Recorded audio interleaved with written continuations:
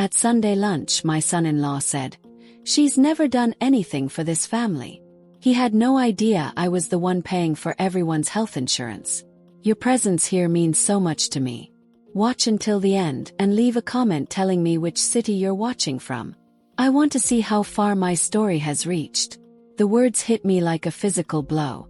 She never did anything for this family. I was standing right there, holding the dessert plates I'd just cleared from our Sunday dinner table, when my son-in-law Marcus said it. Not whispered, not muttered under his breath. Said it loud enough for everyone to hear. My 3 children, their spouses, my 6 grandchildren. Said it like I was invisible. The ceramic plates trembled in my hands. I set them down carefully on the kitchen counter, my movements automatic while my mind reeled. Around the dining room, conversation continued as if nothing had happened. My daughter Sarah laughed at something her husband was saying.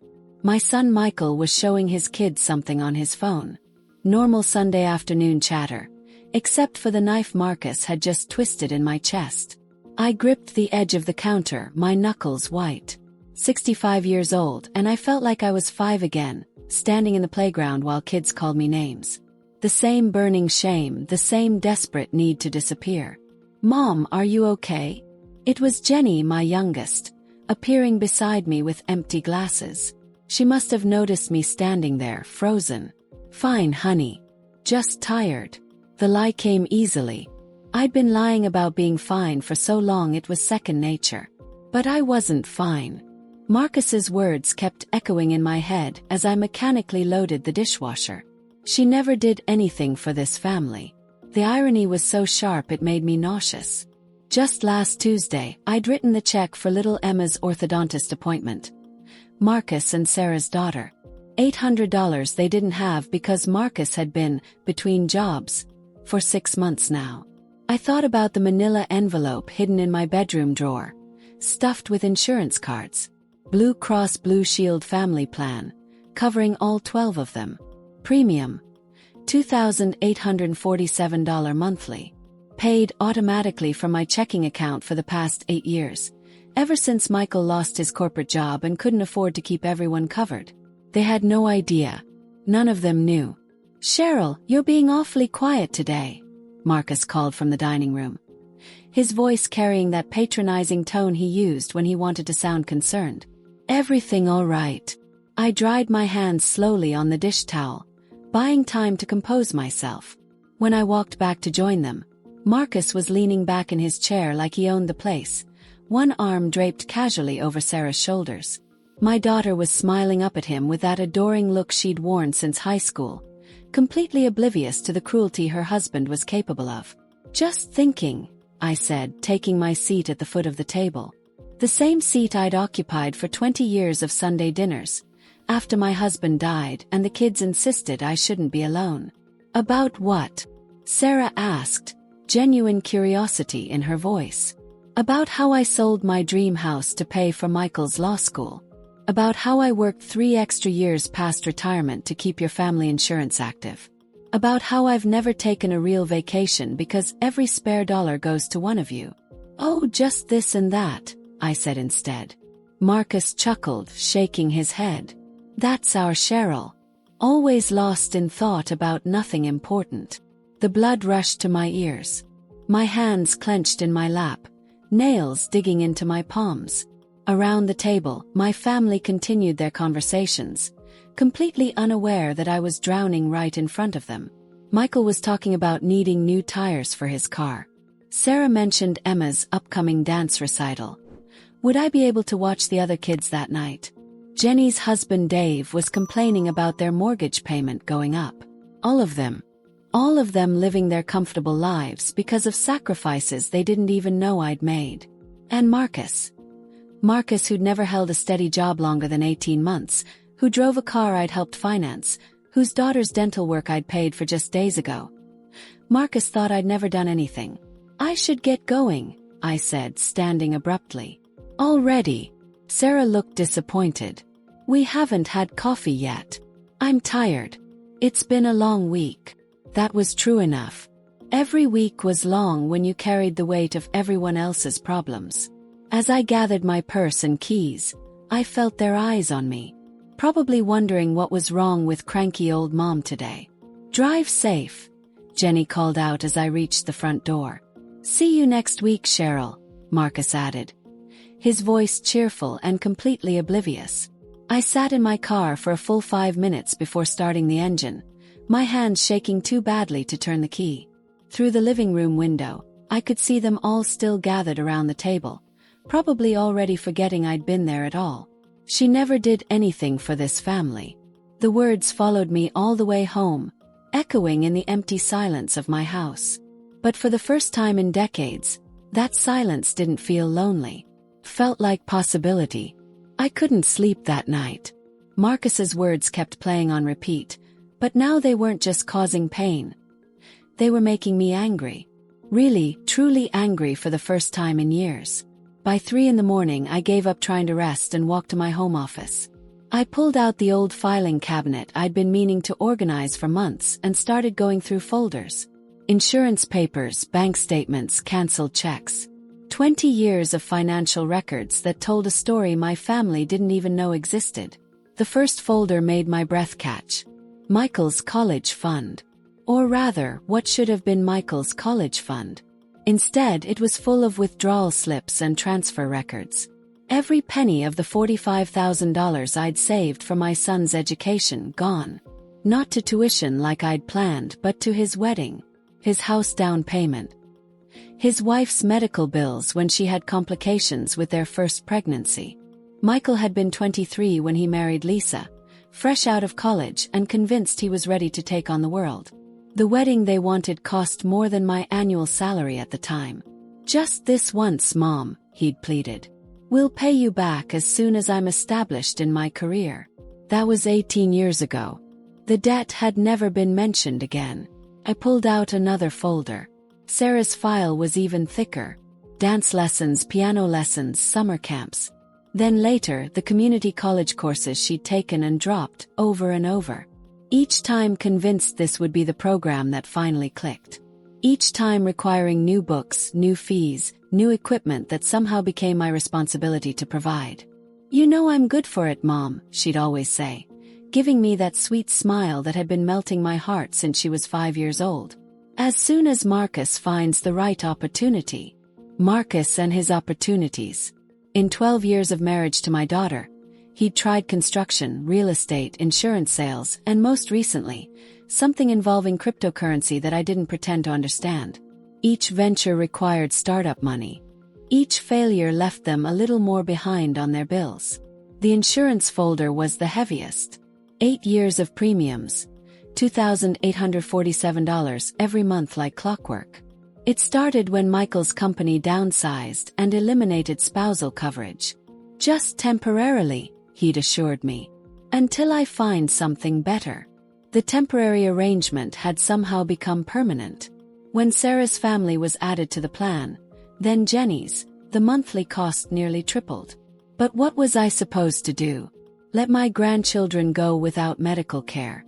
I thought about little Emma's braces, Tommy's asthma medication, baby Grace's regular checkups. All covered by insurance they thought came from their parents' jobs. All paid for by the grandmother Marcus claimed had never done anything. The property tax file made my chest tight. My beautiful house on Maple Street, the one with the wraparound porch and the garden I'd spent 15 years perfecting. I'd loved that house. It was supposed to be my retirement haven, where I'd host holidays and watch grandchildren play in the yard. Instead, I'd sold it to pay for Jenny's divorce lawyer when she finally left her abusive first husband. The money from the sale had also covered the security deposit on her new apartment and 6 months of living expenses while she got back on her feet. "I don't know what I would have done without you, Mom," she'd cried, holding baby David close. "You saved our lives." But apparently, that didn't count as doing anything for the family either. I pulled out my checkbook register, flipping back through months of entries. Groceries for Sarah's family when Marcus was between paychecks. Car repairs for Michael when his transmission died. Emergency dental work for Jenny's kids. Birthday parties, Christmas gifts, school clothes, summer camp fees. An endless stream of expenses that had somehow become mine to shoulder. When had it started? When had I become the family bank, the automatic solution to everyone's problems? I traced it back through the records, looking for the moment when helping occasionally became helping constantly. It was after Richard died. My husband's death had left me with life insurance money and a pension, while my kids were all struggling with young families and entry-level jobs. Helping them had felt natural, necessary. A way to honor Richard's memory by taking care of his children. But Richard had been gone for 22 years now. My children were in their 30s and 40s. And somehow, I was still the first person they called when money got tight.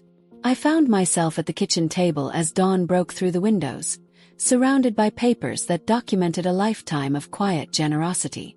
Every canceled check was a memory. Every bank statement told the story of a choice to put others first. The irony was devastating. I'd given so much, sacrificed so much, that I'd made myself invisible. They didn't see the struggles because I'd smoothed them all away. They didn't appreciate the help because it came so easily, so consistently, that they'd stopped noticing it was help at all. Marcus's words echoed in my memory. She never did anything for this family. I looked around at my small apartment, the place I'd moved to after selling the house I loved. At the second-hand furniture I'd bought because new stuff seemed wasteful when my children needed so much. At the empty refrigerator because I ate most of my meals at their houses anyway. For the first time in 22 years, I felt the full weight of my choices. Not just the money, though that staggered me when I calculated the total. But the dreams deferred, the opportunities passed up, the life I'd put on hold to be their safety net. And they thought I'd never done anything at all. I didn't call anyone Monday morning. That was unusual for me.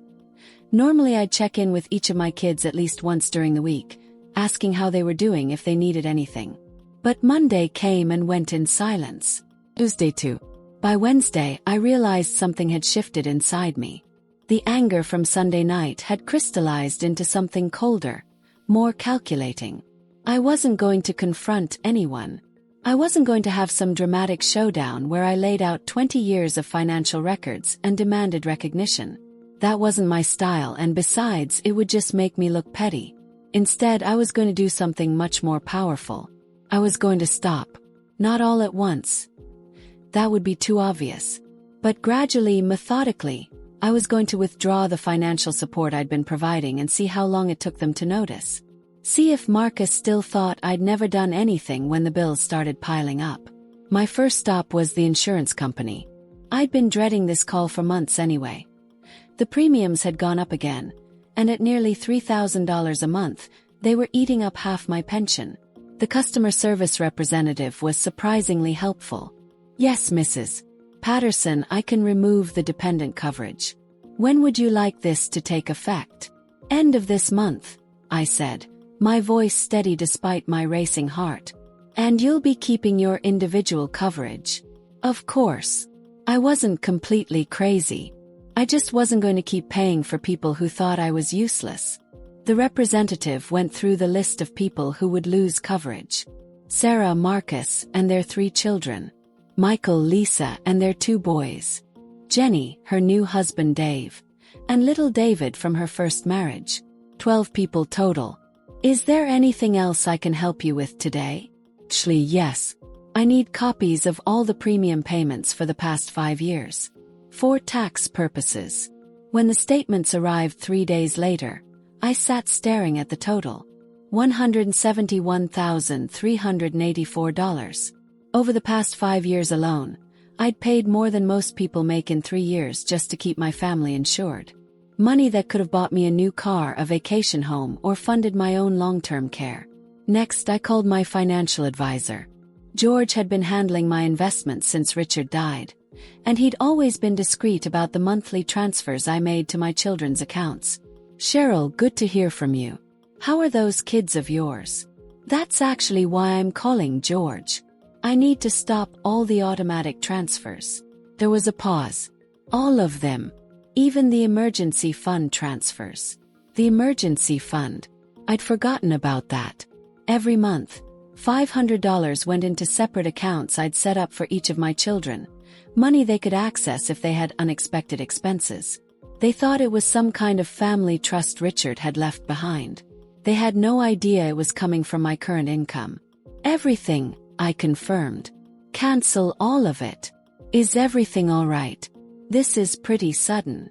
Everything's fine. I'm just reassessing my priorities. After I hung up, I made a list of all the other ways I'd been quietly supporting my family. The cell phone plan that covered everyone's phones. I called and removed all the lines except mine. The streaming services they all used. Netflix, Hulu, Disney+, all linked to my credit card.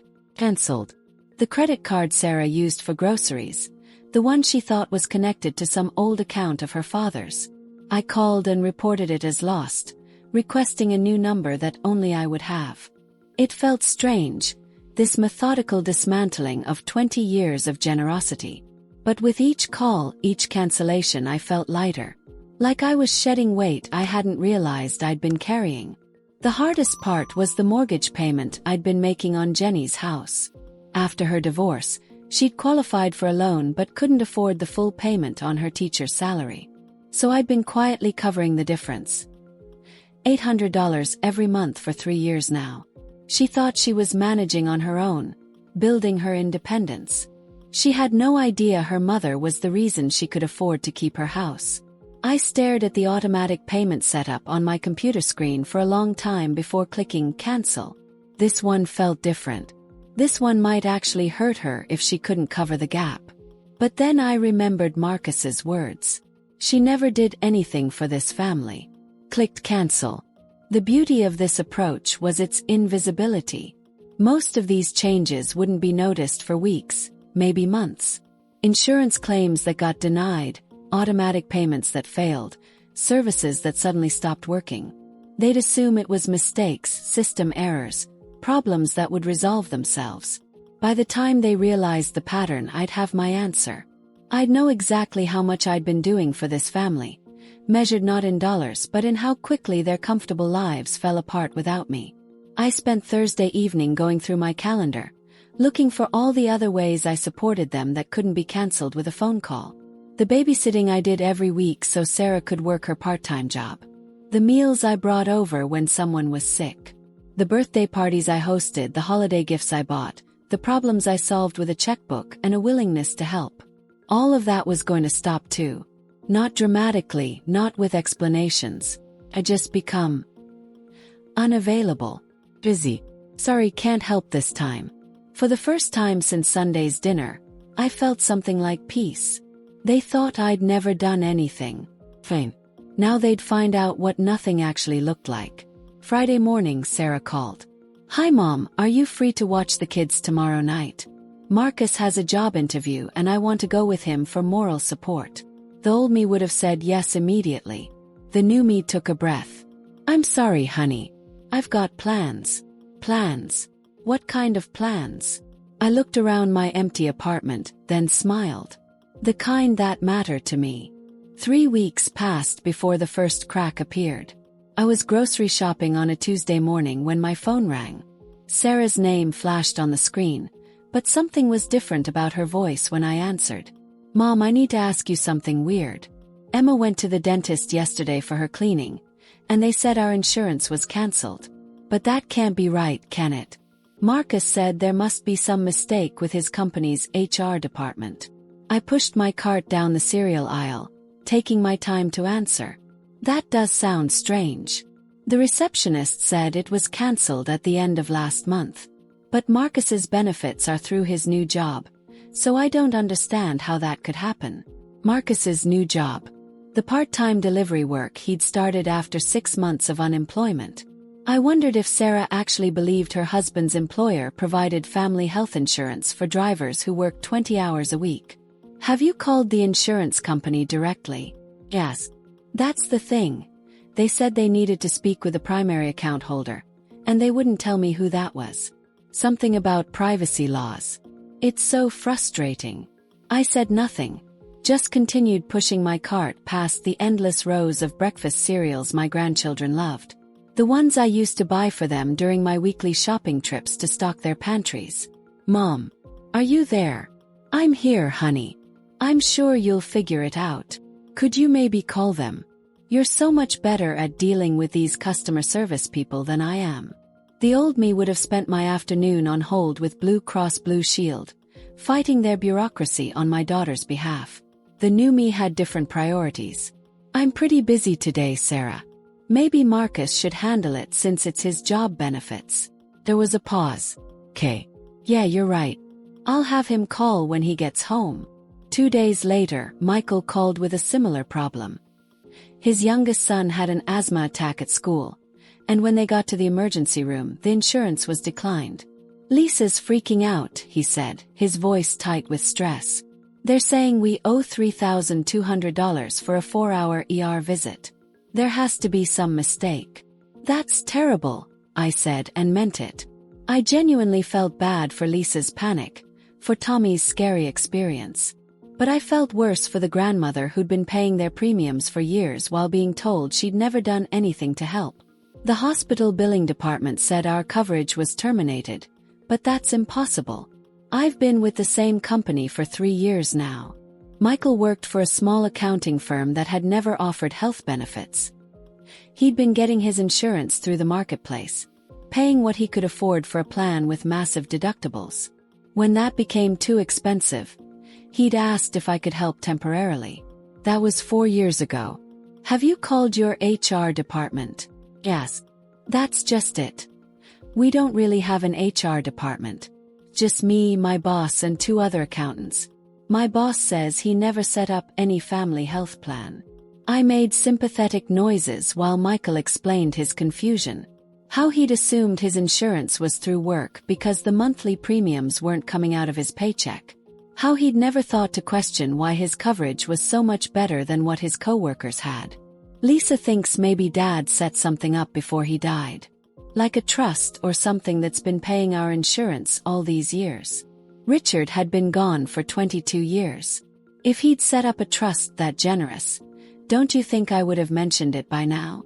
"You should probably call the insurance company directly," I suggested. "Yeah, I guess. This is just such a nightmare. We can't afford to pay for our own insurance, not with a special needs kid. Tommy's medications alone cost $400 a month." I knew exactly how much Tommy's medications cost. I'd been the one paying for them. By the end of the week, Jenny called too. Her mortgage payment had been returned for insufficient funds, and she was panicking about late fees and credit damage. "I don't understand it, Mom. I've been so careful with my budget. I know exactly how much is in my account, and there should have been plenty to cover the mortgage." Jenny was the most responsible of my children with money, which made this conversation particularly painful. She worked 2 jobs to support herself and David after her divorce, and she genuinely tried to live within her means. She just didn't realize her means included an $800 monthly supplement from me. "Maybe there was a bank error," I suggested. "That's what I thought, but I checked online and all my other automatic payments went through fine. It's just the mortgage that bounced." "How much were you short?" "That's the weird part. Exactly $800. Such a random amount. Not random at all. Precisely calculated to be the difference between what a single teacher could afford and what a 3-bedroom house in a good school district actually cost." "I'm going to have to call the mortgage company and try to work something out," Jenny continued. "Maybe they'll waive the late fee if I explain it was a bank error." That sounds like a good plan. The scary thing is, I don't know where I'm going to get an extra $800 every month going forward. I've been managing fine, but if my expenses somehow went up. Her voice trailed off, and I could hear the fear creeping in. Jenny had been homeless once before, during the worst part of her marriage. The terror of losing her house again was something she carried like a physical weight. I gripped the phone tighter, fighting the urge to fix this immediately. To transfer the money, make the payment, smooth over the crisis like I always did. Instead, I said, "I'm sure you'll figure something out, honey. You're resourceful."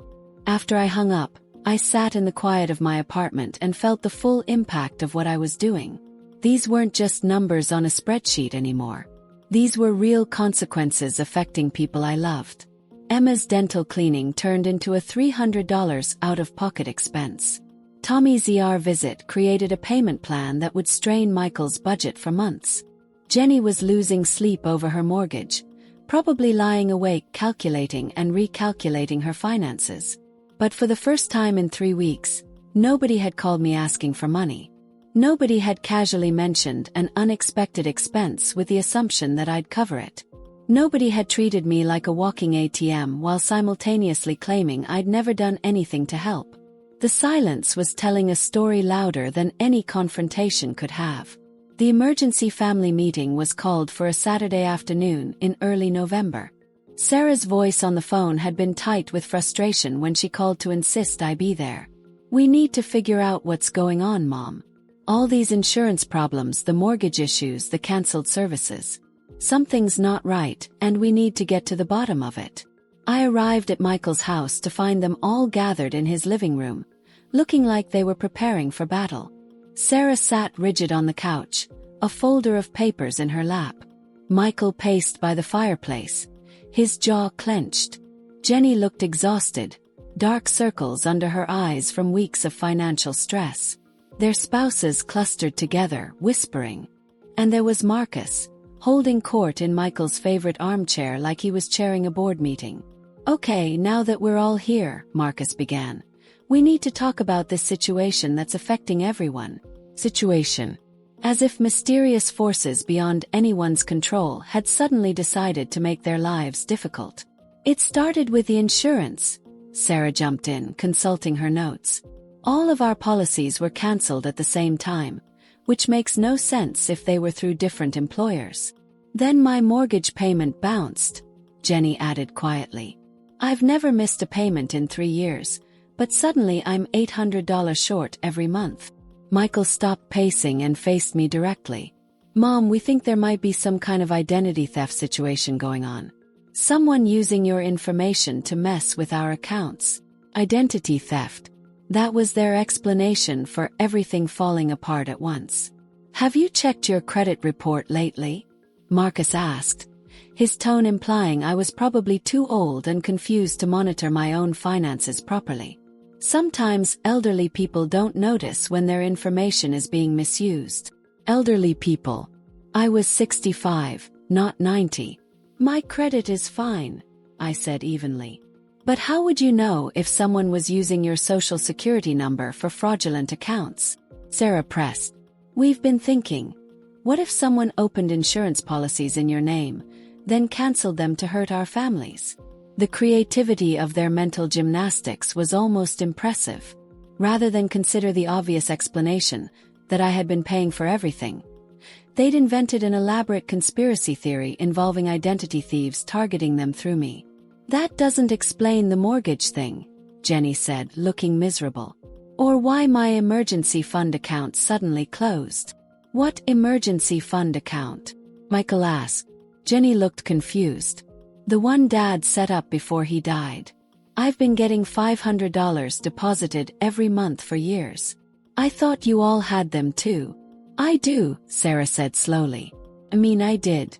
The deposits stopped last month." "Mine too," Michael admitted. "I always assumed it was some kind of trust Dad arranged." They all turned to look at me. 3 adult children who had never once questioned why they were receiving mysterious monthly payments from their long-dead father. "Mom," Sarah said carefully, "did Dad set up some kind of trust fund for us?" This was it. The moment I'd been both dreading and anticipating for 6 weeks.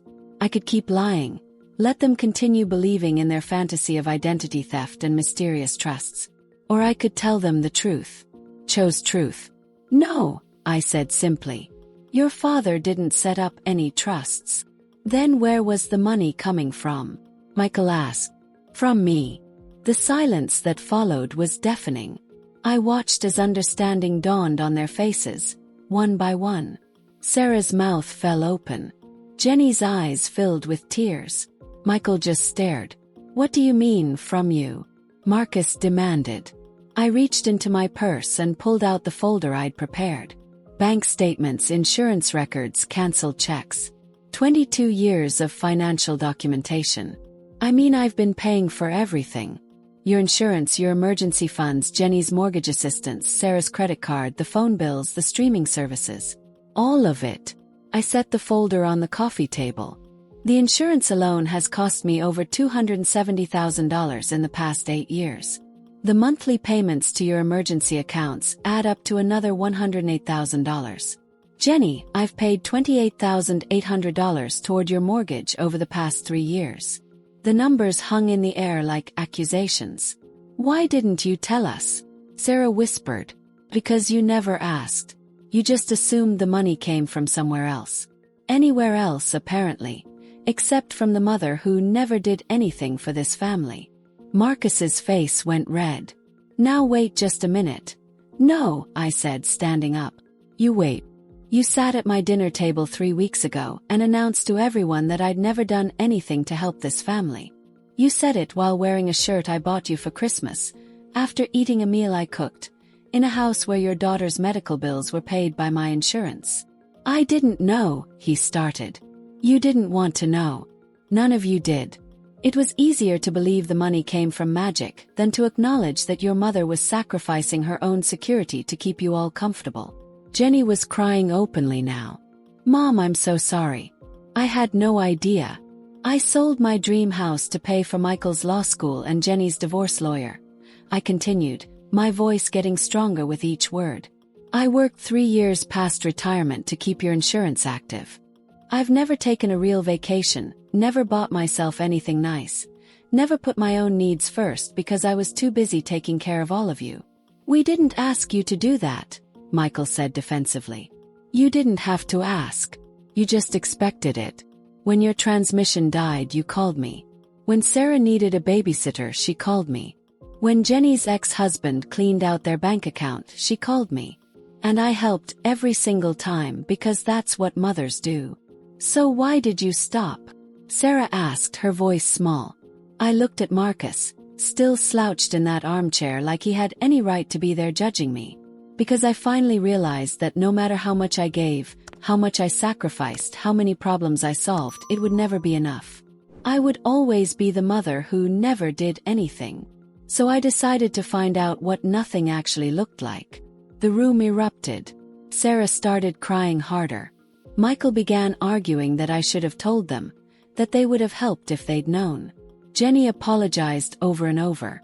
Marcus tried to justify his comment, claiming he'd been talking about something else entirely. But I was done listening.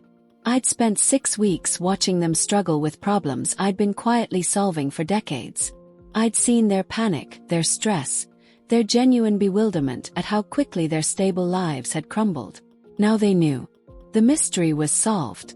Their mother hadn't been doing nothing. She'd been doing everything. And for the first time in 22 years, I was about to stop.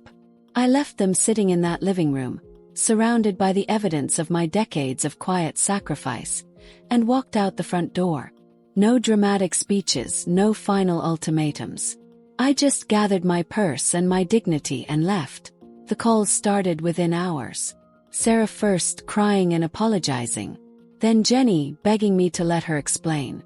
Michael tried the rational approach, suggesting we all sit down and work out a plan going forward.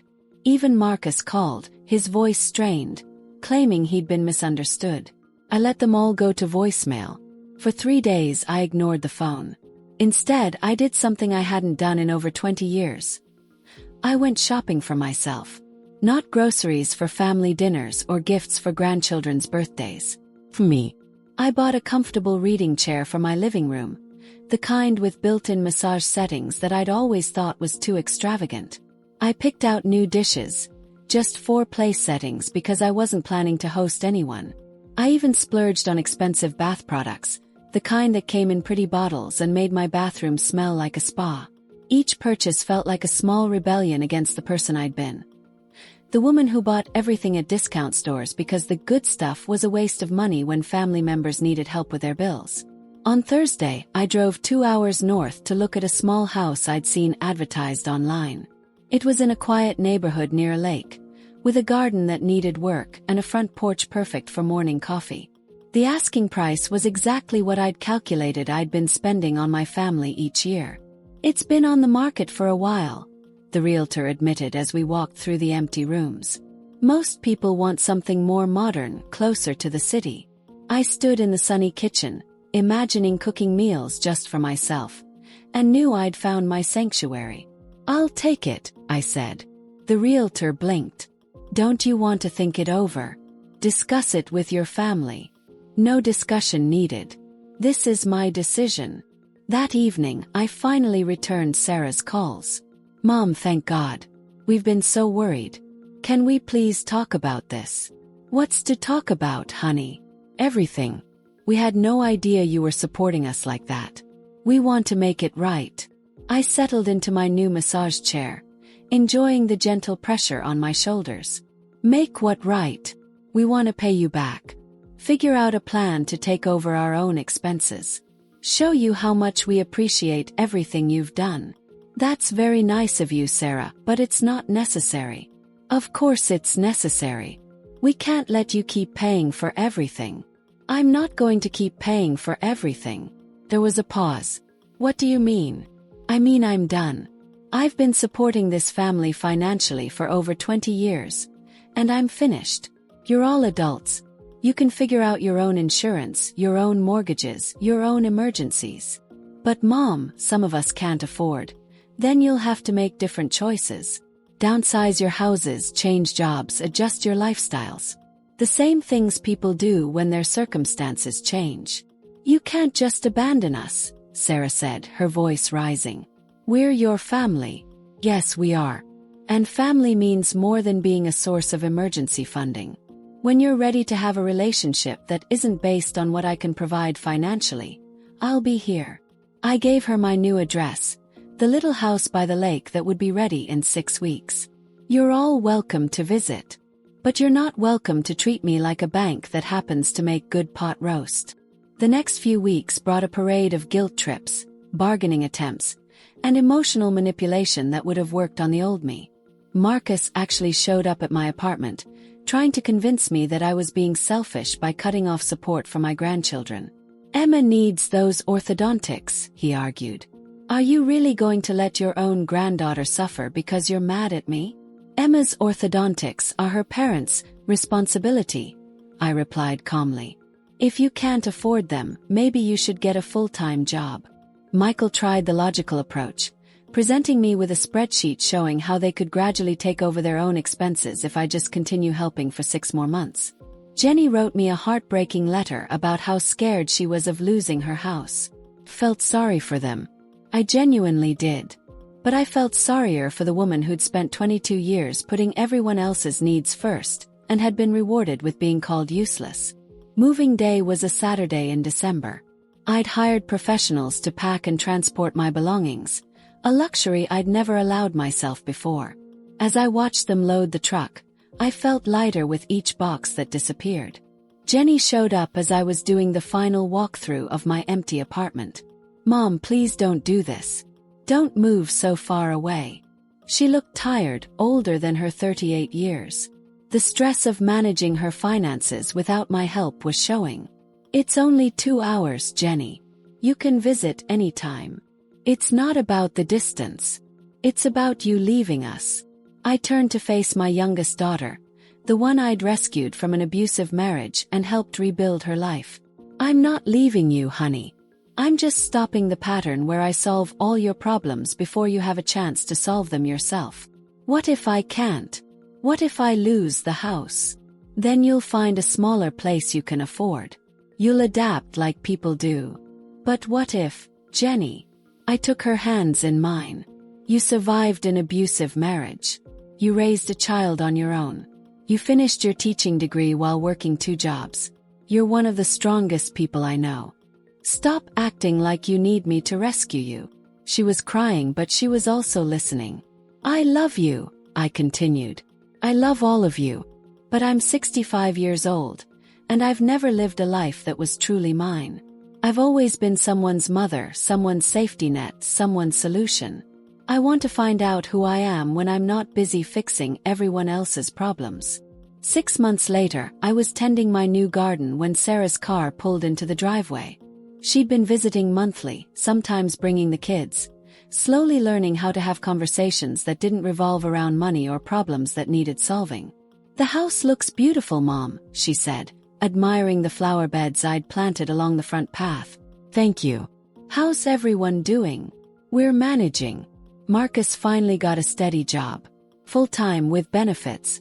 Turns out having to pay for our own insurance was good motivation. We sat on the front porch, drinking iced tea and watching the lake. Sarah seemed more relaxed than I'd seen her in years. "I owe you an apology," she said eventually. "Not just for the insurance and the money stuff. For taking you for granted all those years." Apology accepted. Marcus wants to apologize too, but he's embarrassed about what he said. I thought about my son-in-law, the man who dismissed me so casually while living off my generosity. He should be embarrassed. But if he's sincere, I'm willing to listen. As Sarah's car disappeared down the road that evening, I realized I felt something I hadn't experienced in decades. Contentment. Not happiness exactly, but a deep, quiet satisfaction with my choices. My phone rang less often now.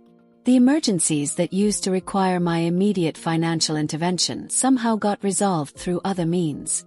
My children were learning to be resourceful, to ask for help from friends and extended family, to make tough decisions about their priorities. They were growing up finally at ages 38 to 45. And I was finally learning to live for myself, discovering that the woman Marcus thought had never done anything was capable of building a beautiful, peaceful life when she stopped giving it all away to people who didn't notice her generosity until it was gone.